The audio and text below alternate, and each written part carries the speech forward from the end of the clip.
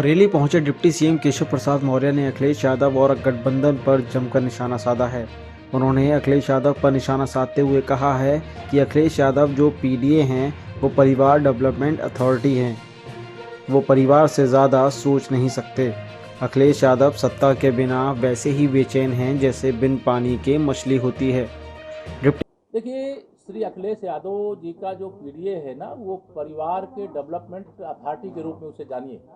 PDA का मतलब परिवार डेवलपमेंट अथॉरिटी। वह कभी भी श्री मुलायम सिंह यादव जी का जो परिवार है उस परिवार के बाहर सोच नहीं सकती।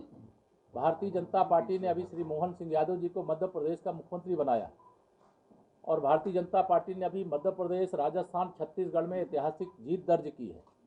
और 2024 से पहले यहाँ विपक्षी सब मिलकर के कहते थे यह सेमीफाइनल है, तो वह सेमीफाइनल भी हारे हैं और फाइनल भी हारे हैं। लेकिन चुनाव आयोग पर लांछन लगाना, चुनाव हारने का बहाना एडवांस में खोजना, यह सारे विपक्षी शुरू करेंगे अभी से। क्योंकि सत्ता के बिना ये जैसे पानी के बिना मछली तड़पती है, वैसे सत्ता के बिना सपा बसपा कांग्रेस के लोग तड़प रहे हैं, भाजपा विरोधी तड़प रहे हैं, मोदी विरोधी तड़प रहे हैं। लेकिन जनता भाजपा के साथ है, मोदी जी के साथ है और देश के विकास के साथ है, देश को विश्व गुरु बनाने के साथ है, देश को 5वीं अर्थव्यवस्था से 3री अर्थव्यवस्था बनाने के साथ है। भारत हर क्षेत्र में आगे बढ़ रहा है। धारा 370 हट गई। अयोध्या में श्री राम जन्मभूमि पर भव्य मंदिर का निर्माण पूरा हो रहा है। 22 जनवरी 2024 को जो विरोधी कहते थे, हम लोग जब नारा लगाते थे रामलला हम आएंगे, मंदिर भव्य बनाएंगे, तो विरोधी एक ही बात कहते थे, ये तारीख नहीं बताएंगे। अब तो 22 जनवरी को डंका बज रहा है। 550 साल बाद भगवान श्री राम अपने जन्म स्थान पर विराजमान हो रहे हैं। गर्व की बात यह है कि शायद विश्व में कोई भी ऐसा धार्मिक स्थल नहीं बना होगा जिसमें पूरे देश और दुनिया के राम भक्त हिंदुओं का योगदान हो। अयोध्या में बनने वाला जो श्री राम जन्मभूमि पर मंदिर है, उसमें लगभग हर राम भक्त का योगदान है। किसी का ₹1.25 होगा, किसी का ₹1.25 होगा। ये राष्ट्र मंदिर है, ये हर राम भक्त का मंदिर है और आने वाले अनंत काल तक इस पर देश और दुनिया के राम भक्त गर्व करेंगे कि यह मंदिर किसी व्यक्ति का नहीं, हर राम भक्त का मंदिर। सीएम केशव प्रसाद मौर्य ने सर्किट हाउस बरेली में प्रेस कॉन्फ्रेंस कर कहा कि 2024 में भाजपा की सुनामी आएगी। अब की बार 400 से अधिक सीटें भाजपा जीतेगी। उन्होंने यूपी में बताया भाजपा का गढ़। भारतीय जनता पार्टी को सभी वर्गों का समर्थन है। देश की प्रगति बहुत तेजी से हो रही है। यूपी तेजी से आगे बढ़ रहा है। पहले बरेली के हालात बद से बदतर हुआ करते थे, लेकिन आज बरेली में विकास हो रहा है। आंधी कहूँ या सुनामी कहूँ, मुझे समझ में नहीं आ रहा। आप अपने से लिख सकते हो। लेकिन यूपी की 80 की 80 सीटें भारतीय जनता पार्टी गठबंधन जीतेगा और माननीय नरेंद्र मोदी जी तीसरी बार देश के प्रधानमंत्री बनेंगे।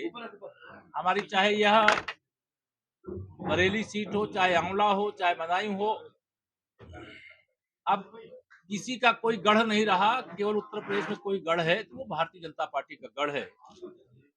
भारतीय जनता पार्टी के प्रति सभी वर्गों का समर्थन है और माननीय प्रधानमंत्री जी ने जो सबसे बड़ी बात कही है कि मेरे लिए देश में 4 जातियां हैं, पहली गरीब, दूसरा युवा, तीसरा महिलाएं, चौथा किसान, और इन्हीं चारों के लिए मैं पूरी जिम्मेदारी से दिन रात मेहनत कर रहा हूं और आगे भी करूंगा।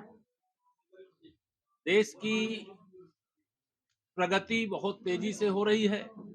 उत्तर प्रदेश सभी मोर्चों पर सफलतापूर्वक आगे बढ़ रहा है। कानून व्यवस्था चुस्त और दुरुस्त है। अपराधियों में डर का और भय का माहौल है।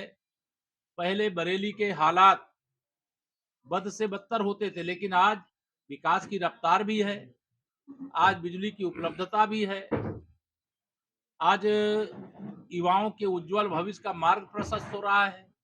आप किसी बरेली से होते हुए जो हमारा गंगा एक्सप्रेस वे है वह भी आप देख रहे हैं तेजी से निर्माणाधीन है, निर्माण हो रहा है। पूरे प्रदेश के अंदर एक अनुकूल वातावरण है।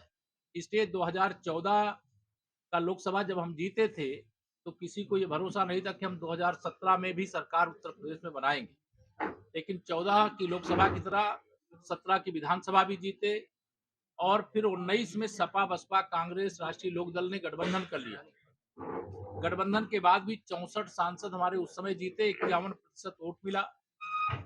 बाद में 2 उपचुनाव जो सपा अपना गढ़ मानती थी, चाहे वो रामपुर लोकसभा हो, चाहे आजमगढ़ लोकसभा हो, वहां पर भी भारतीय जनता पार्टी ने बड़े अंतर से विजय प्राप्त की है।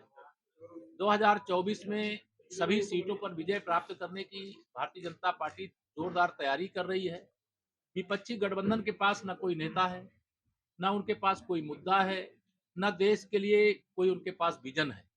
उनके पास एक ही एजेंडा है कि कब देश की एक आदिवासी समाज की बेटी राष्ट्रपति बने तो उनका कैसे अपमान किया जाए, एक किसान का बेटा देश का उपराष्ट्रपति बने तो उनका कैसे अपमान किया जाए, एक गरीब माँ बाप का बेटा पिछड़े वर्ग से आने वाले माननीय नरेंद्र मोदी जी देश के प्रधानमंत्री बने, उनका कैसे अपमान किया जाए। यह इन विरोधियों को बर्दाश्त नहीं हो रहा। जो विरोधियों का गठबंधन है उसे मैं ठगबंधन कहता हूँ, और वह ठगबंधन दिशा विहीन है, उसके पास कोई दिशा नहीं है। जितने दल हैं, जितने नेता हैं, उतने प्रधानमंत्री पद के उम्मीदवार। इसलिए मैं आज यहाँ यही कह सकता हूँ, तीसरी बार मोदी सरकार उत्तर प्रदेश में 80 की 80, देश में 400 पार। भाजपा की माननीय नरेंद्र मोदी जी के नेतृत्व में फिर से सरकार बनेगी। इस समय एक बहुत बड़ा कार्यक्रम, एक संकल्प देश के सामने है कि 2047 तक जब आजादी के 100 वर्ष पूरे होंगे, हम विकसित भारत के संकल्प को पूरा करेंगे। उसके लिए विकसित भारत संकल्प यात्रा चल रही है। उस यात्रा के कार्यक्रम में मैं कल शामिल होने का कार्यक्रम करूंगा, और हमारा प्रयास है, और ये यात्रा हर गांव में जा रही है। और माननीय मोदी जी की गारंटी है, गरीब कल्याण की योजनाओं का लाभ लोगों को मिला है, और जो वंचित रह गए हैं उनके लिए जहां संकल्प यात्रा जाती है वहां पर सभी विभागों की स्टॉल लगते हैं। कोई किसी योजना का लाभ पाने से वंचित है तो वहाँ फॉर्म भी भराया जा रहा है, और जो फॉर्म भराया जा रहा है उसको सूचीबद्ध करके, क्योंकि माननीय प्रधानमंत्री जी ने जो कहा है उसको मैं दोहरा रहा हूँ आप सबके माध्यम से, मोदी जी की गारंटी, गारंटी की भी गारंटी।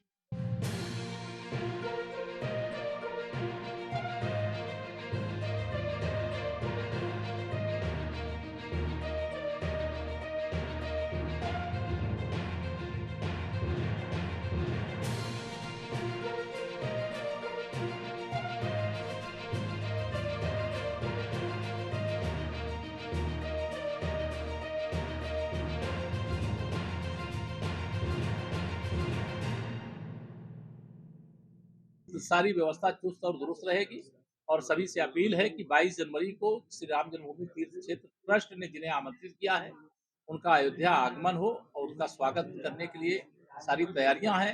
लेकिन बाकी सब राम भक्तों से यही अपील ट्रस्ट ने भी किया है, मैं भी कर रहा हूं, कि 22 जनवरी को प्राण प्रतिष्ठा के बाद अब तो रामलला सदा सदा विराजमान रहेंगे।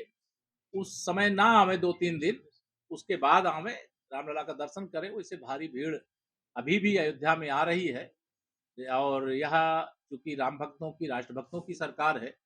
सपा बसपा कांग्रेस की सरकारों में राम भक्तों पर लाठी चलाई जाती थी, गोली चलाई जाती थी, जेल भेजा जाता था। लेकिन भारतीय जनता पार्टी की सरकार में राम भक्तों पर फूल बरसाए जाते हैं, उनका स्वागत किया जाता है, उनका सत्कार किया जाता है। शिव भक्तों की कांवड़ यात्रा पे रोक नहीं लगती है, भगवान कृष्ण के भक्तों की भी सेवा होती है। हमारा लक्ष्य भक्तों की जो समस्या है उसको दूर करना। धन्यवाद।